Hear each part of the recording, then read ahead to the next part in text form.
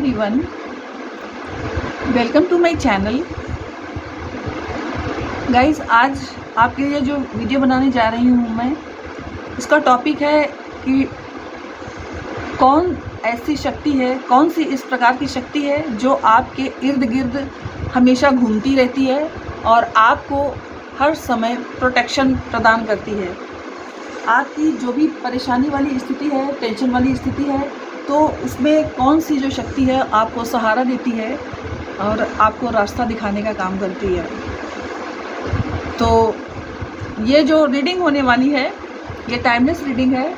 आप जब भी इसे देखेंगे ये आपसे रेजोनेट कर सकती है, और अगर आपसे रेजोनेट नहीं भी करती तो कुछ न कुछ इसमें ऐसा ज़रूर है जो आपकी लाइफ में आपको काफ़ी हेल्पफुल करेगा। उसकी जो थिंकिंग है, उसकी जो बातें हैं, आपको अपनी लाइफ में असर डाल सकती हैं। तो इसलिए इस वीडियो को ध्यान से देखें। तो ये जो रीडिंग है, ये जेंडर स्पेसिफिक नहीं है, इसको कोई भी देख सकता है। Male, female, married, unmarried, boy, girl, कुछ भी, कोई भी देख सकता है। मैरिड, अनमैरिड या डाइवोर्सी, कोई भी देख सकते हैं इस रीडिंग को। तो गाइस, इस यहाँ पर ये जो कार्ड्स हैं, इसको मैंने शफल करके पहले ही निकाल लिया है, और कार्ड जो आए हैं गाइस, वो ये बता रहे हैं कि आपके इर्द गिर्द ऐसी शक्ति काम कर रही है जिनके आप उपासक हैं, जिनके ऊपर आप बहुत श्रद्धा और विश्वास रखते हैं और प्रेम से उनकी स्तुतियाँ करते हैं।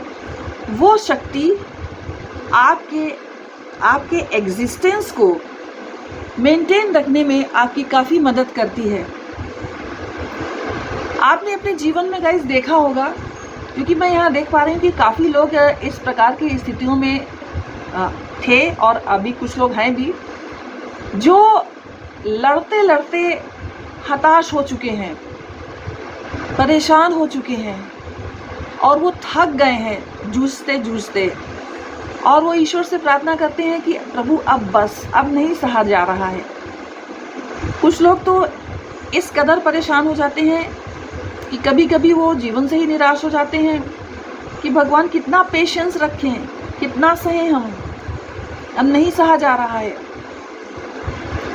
तो गाइज, यहाँ पर आपके लिए एक खुशखबरी है कि ईश्वर का, जिनके ऊपर आप बहुत विश्वास करते हैं, जिनकी आप आराधना करते हैं, उनकी जो शक्तियाँ हैं वो आपके साथ काम कर रही हैं, आपकी हेल्प कर रही हैं। अब देखिए गाइज, जो हमारे भाग्य का जो कर्मा है वो तो हमें हर हाल में काटना ही है। इसीलिए हमारे रास्ते में विघ्न आते हैं, परेशानियां तरह तरह की आती है, और कुछ परेशानियां तो इस प्रकार की होती है कि कैसे उसका समाधान किया जाए ये समझ में ही नहीं आता। और कुछ लोग अपनी परेशानियों से इस प्रकार निराश हो जाते हैं कि कभी कभी वो आस्तिक से नास्तिक हो जाने की दिशा में भी कभी कभी बढ़ जाते हैं कि मैं इतनी पूजा पाठ कर रहा हूँ या इतनी पूजा पाठ कर रही हूँ, मेरी परिस्थितियों में सुधार क्यों नहीं हो रहा है, काम सारे हमारे रुके क्यों हैं, हमारे रास्ते में इतनी विघ्न बाधाएं क्यों आ रही हैं। और फिर वो ईश्वर की ही जो शक्ति होती है, जिनकी आप उपासक हैं, वही आपको ऐसे सर्कमस्टेंसेस में, जो कि विषम परिस्थितियां बन करके आपके सामने खड़े होते हैं, तो ऐसे सर्कमस्टेंसेस में वही शक्तियां आपकी सहायक होती हैं, आपको धैर्य दिलाने का काम करती हैं, जिसके फलस्वरूप रिजल्ट ये होता है कि आप फिर से उठ के खड़े होते हैं और फिर से अपने वर्क पर, अपने प्रोजेक्ट पर, अपने ड्रीम पर, अपने काम पर फिर से ध्यान देने की कोशिश करते हैं और चीज़ों को फिर से ठीक करने में लग जाते हैं। तो ये प्रभाव केवल इन्हीं शक्तियों का है जो आपको रास्ता दिखाने का भी काम करती हैं और आपके दिल में धैर्य भी लाती हैं, और कहीं ना कहीं आपको ये आश्वासन भी आपके मन में देती हैं कि समय एक जैसा सबका नहीं रहता, समय बदलता रहता है। तो गाइज, मैं ये भी देख पा रही हूँ कि कुछ लोग ऐसे हैं, हमारे व्यूअर्स जो अभी वीडियो देख रहे हैं, कुछ लोग ऐसे हैं जो अपनी इन शक्तियों को पहचान गए हैं, मगर कुछ लोग अभी भी अपनी इन शक्तियों को नहीं पहचान पाए हैं और शक्तियाँ अपने एग्जिस्टेंस का प्रमाण समय समय पर देती हैं, कभी फैदर के रूप में, कभी तितली के रूप में, कभी मोर के रूप में। इस तरह से आकर के जो शक्तियाँ हैं वो अपना एग्जिस्टेंस का, अपना उपस्थिति का प्रमाण देती हैं ताकि उनके भक्त राहत महसूस करें, विषम परिस्थितियों से घबराएं नहीं, हार नहीं माने। और ये शक्तियाँ ये भी बताने की कोशिश करती हैं कि उन शक्तियों को अपने बच्चों पर पूरा विश्वास है, वो उन्हें हारने नहीं दे सकती हैं। इसलिए वो तरह तरह से मैसेजेस देती हैं। अब शक्ति का या कहिए नेचर का मैसेज देने का इसी प्रकार का तरीका है कि वो किसी पक्षी के पंख गिरा करके कभी देती हैं, तितलियों के रूप में देती हैं, मोर के रूप में देती हैं।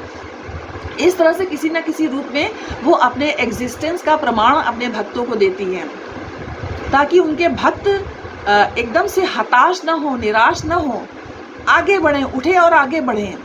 और कभी कभी ये शक्तियाँ अपने भक्त की भक्ति का प्रमाण भी लेना चाहती हैं कि हमारा भक्त कितनी गहराई से हमें प्यार करता है, उनकी परीक्षाएं भी लेती हैं।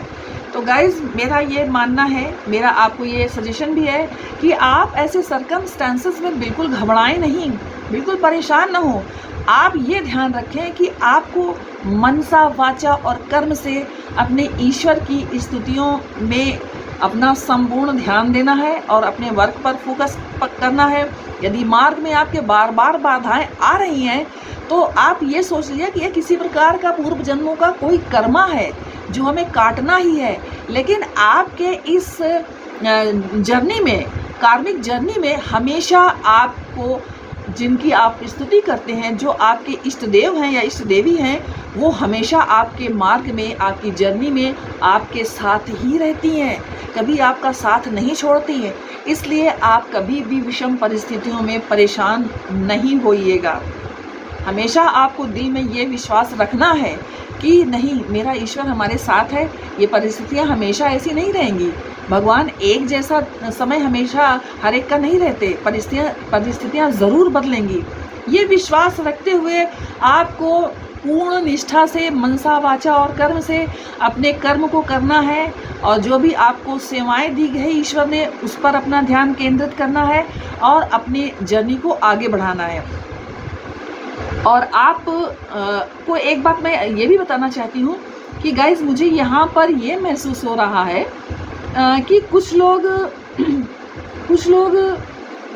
काली माता जी के और कुछ लोग दुर्गा जी के और कुछ लोग शंकर भगवान जी के काफ़ी भक्त मुझे यहाँ पर समझ में आ रहे हैं।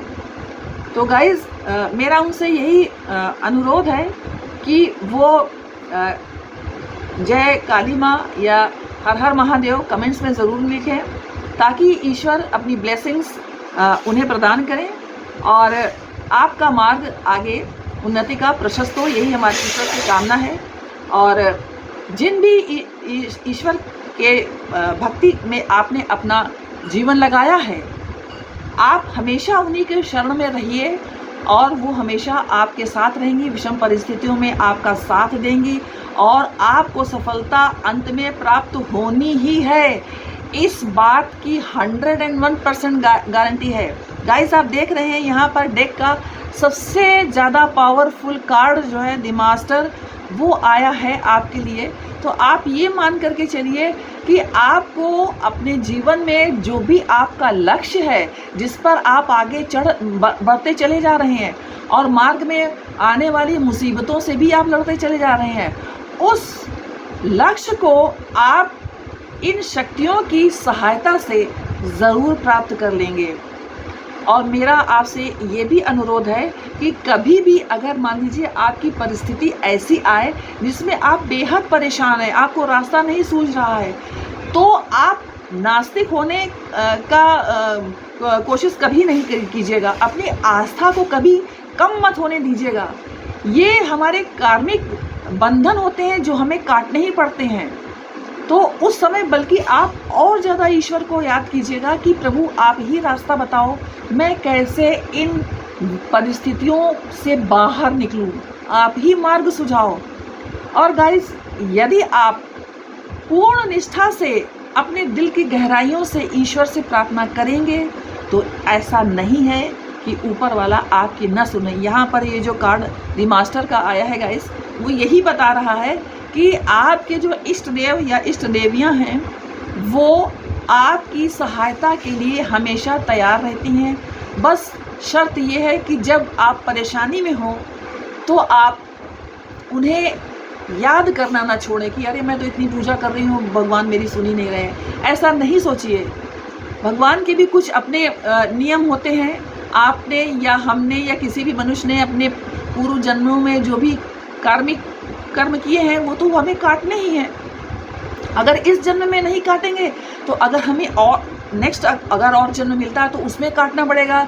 तो इससे अच्छा है कि ईश्वर को याद करते करते आप इसी जन्म में अपने कार्मिक बंधन को काट लीजिए, आगे ले जाने की ज़रूरत ही नहीं है।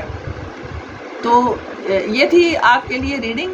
और अगर आपको रीडिंग पसंद आई हो तो लाइक, शेयर एंड कमेंट्स कीजिए। जय माता की। Thank you for watching. If you like this video, please like, share and subscribe my channel.